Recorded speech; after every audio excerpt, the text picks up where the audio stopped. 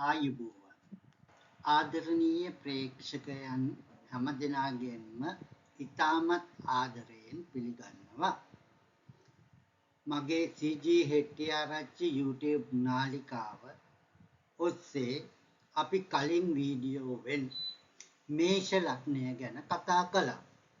අද අපි සූදානම් වන්නේ 2026 ජූලි මාසයේ පළමු දින 10 ඇතුළත වෘෂභ ලග්නයෙන් උපන් ඔබට බලපාන ග්‍රහ තත්ත්වය මොන වගේද කියලා.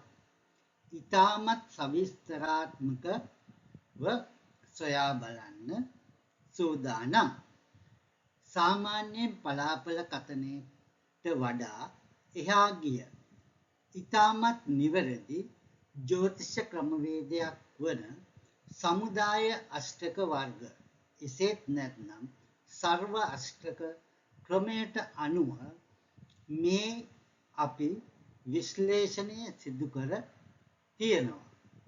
මේ දින 10 ඇතුළත ඔබේ ලග්න භාවයේ වගේම ධන භාවය සහ කර්ම භාවයන්හි අෂ්ටක වර්ග ලකුණු මට්ටම සමහර තැන්වල ලකුණු 34 අතර ඉහළ අගයක් තිබෙනවා. ඔබට බලපාන්නේ කොහොමද? ඔබට ලැබෙන ජයග්‍රහණ මොනවාද? ඔබ ප්‍රවේශම් විය යුතු තැන් මොනවාද කියලා අද වීඩියෝවෙන් බිඳෙන් බිඳ පැහැදිලි කර දෙනවා. වීඩියෝවට ලයික් එකක් දාලා දිගටම රැඳී සිටින්න. ජ්‍යොතිෂයේදී අෂ්ටවර්ග සටහනක් කියන්නේ ග්‍රහයන්ගේ නියම ශක්තිය මැන බලන මිම්මක්. මේ දින 10 අෂ්ටවර්ග කේන්ද්‍ර සටහන් පරීක්ෂාවට ලක් කර විට අෂ්ටවර්ග දත්තයන්ට අනුව ලැබීමේදී මේ ජූලි මාසයේ පළමු දින 10 ඇතුළත වෘෂභ ලග්න හිමියන්ගේ කේන්ද්‍ර සටහන් වල ප්‍රධාන භාවයන් කිහිපයකම ලකුණු 30 සීමාව ඉක්මවා ඉතාමත් ශක්තිමත් මට්ටමක පවතිනවා. වෘෂභ ලග්න හිමියන් කියන්නේ සාමාන්‍යයෙන් ඉවසීමක් තියෙන, ස්ථාවරත්වයට කැමති, කලාවට සහ ප්‍රායෝගික ජීවිතයට ලැබි පිරිසක්. සිකුරු ග්‍රහයාගේ සහ ගුරු ග්‍රහයාගේ සුබදායී දායකත්වය නිසා මේ දින 10 ඇතුළත ඔබට යම්කිසි මානසික නිදහසක් වගේම බුද්ධිමත් තීරණ ගැනීම හරහා ජීවිතය ඉදිරියට රැගෙන යාමේ හැකියාව ලැබී තියෙනවා. පසුගිය දිනවල තිබුණු මානසික වෙහෙස මහන්සිය මගහැරී යන කාලයක් විදියට මේ දින 10 ගන්න පුළුවන්. දැන් අපි බලමු ඔබේ රැකියාව සහ ආර්ථික පැත්තට මේක මොන ආකාරයෙන් කොහොම බලපානවාද කියලා. වෘෂභ ලග්න හිමියන්ගේ කර්ම සහ ධන භාවයන්හි අෂ්ටක වර්ග ලකුණු සමතුලිතව පවතින නිසා මූල්‍යමය වශයෙන් ලොකු කඩාවැටීම් සිද්ධ වෙන්නේ නැහැ. ඔබ රැකියාව කරන කෙනෙක් නම් කාර්යාලය තුල ඔබේ වගකීම් නිසි පරිදි ඉටු කරන්න අවස්ථාව ලැබෙනවා. විශේෂයෙන්ම මූල්‍යාංශ, බැංකු කටයුතු, එහෙමත් නැත්නම් කලාත්මක හෝ සැලසුම් කරන ක්ෂේත්‍රවල design and creativity sectors වල ඉන්න අයට මේ දින 10 ඇතුළත තමන්ගේ දක්ෂතා පෙන්වන්න හොඳ අවස්ථාවක් නිර්මාණය වෙනවා.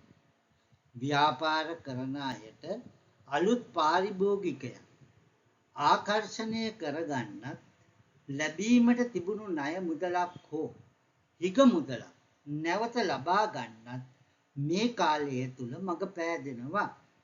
හැබැයි රවි සහ කුජ ග්‍රහයන්ගේ බිඳු සටහන් වල හැසිරීම අනුව හවුල් ව්‍යාපාරවලදී තීරණ ගනිද්දී සහ ලියකියවිලි අත්සන් කරද්දී වෙනදාට වඩා ටිකක් සැලකිලිමත් වෙන්න අවශ්‍යයි.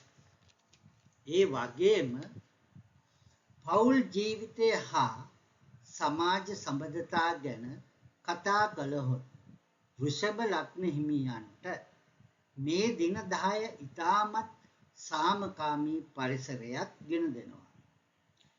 ඔබේ ලග්නාධිපති සිකුරු ග්‍රහයාගේ සුබ බලපෑම නිසා සහකාරිය හෝ සහකාරයා සමග පවතින සම්බන්ධතා තව දුරටත් ශක්තිමත් වෙනවා.